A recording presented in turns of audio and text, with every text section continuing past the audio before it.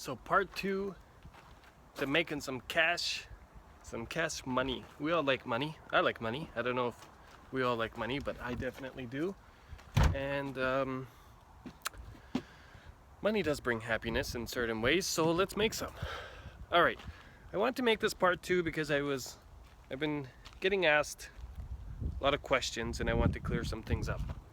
See behind me that Ford Explorer? That thing just got dropped off yesterday. Same situation.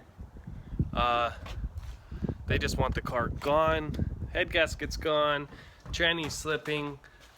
It's good for nothing for the customer. They don't even want to pick it up. There's no insurance on it. The junkyard is offering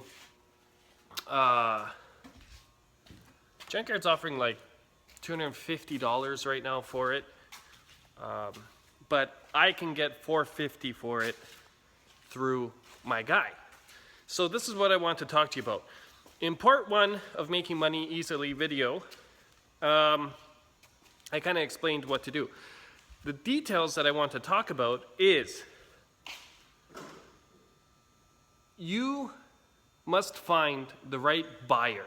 And how you find the right buyer is you basically go into the classified sections of your local ads, so Craigslist, Kijiji, whatever it is, Auto Trader, and find people or companies that are buying scrap vehicles. And you basically just call a whole bunch, and the one that's offering the most, you let them know that you're a return customer, you will be dealing with multiple vehicles, so you want a little bit better deal. And you don't ever stop this search. I mean, you can if you find a really, really good buyer that's reliable, but you always want to have also a backup buyer. Because if somebody goes out of business, you don't want to be in square one. You want that money to keep flowing. So that's how you find your buyer. That's the way that you're going to find your buyer. And you want to make sure that they're paying quite a bit more than the scrap yards. Typically, you can find a buyer that's going to pay 100 to 200 more than the scrap yards. Because what they do, the scrap yards just give you a low rate. They have a lot of overhead. They got to pay employees. They got to pay for tools and materials and everything. So their expense is high. They got to pay low. But the average Joe who's doing this, what they do is they get the cars and they'll start chopping it apart. They'll take the valuable parts off, like the cat converter, aluminum parts, things like that, the battery. They'll strip the car of that, and basically they have a system to make as much money as possible through the car, so they're profiting that way. But you don't want to deal with that, trust me. It's too much work. One phone call is way, way easier to make money. So that is how you find the buyer. Once you have your buyer, the easy part is just finding the cars. Once again, hop on your local classifieds. There's a lot of people who are in a lot of situations where they don't care about the money, they just want the cars gone. So you buy them. You buy them at a price that you know your buyer's going to pay more for. So if someone's asking $300 for a four-door sedan because the engine's blown up, call your buyer, tell him the vehicle, ask how much he's paying at that time, because the prices always jump up and down based on scrap metal value. And when you get the rate, if your buyer says, I'll pay you $350 for that. So then you contact the seller of that vehicle again and you say, hey, I know you want $300, but I'll give you $200. And he might say, I'll meet you in the middle at $250. Okay, done. So you got $100 right there. That's basically it. A couple other tips.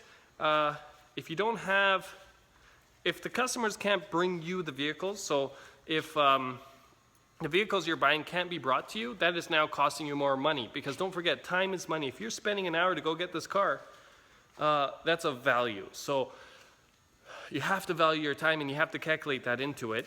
Also your gas expense, everything like that to pick it up. If the vehicles aren't driving, it's a bit more of a headache. You might want to invest in a flatbed trailer if you can to go pick up the cars and trucks. If not, just skip them and go for the driving vehicles that can be dropped off to you. You don't need to buy every single one, so be a little picky and just deal with the gravy ones. Deal with the ones that are just like one call, the car gets dropped off, one call, and it gets picked up. You know, value your time, and that's how you're going to make the most amount of money. So, that's just a couple of tips there. I think that's it. Mostly, that's what I want to clear up. You can easily make a lot of money doing this. I wouldn't suggest turning this into a career because there's a lot of legal aspects involved. But it's a nice little side income. Of course, check your local laws to see how to do this legally, because some places there are limits how many vehicles you can buy and sell, transferring ownership, things like that. But, you know, there's also always ways around it.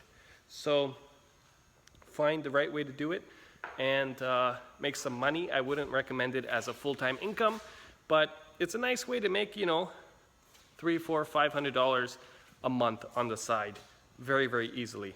So any questions, let me know in the comment section below. And if this was helpful at all, give me a thumbs up and subscribe, because I have a lot more money-making ideas. Currently have 4 businesses, and on top of that, tons of other things that I do on the side.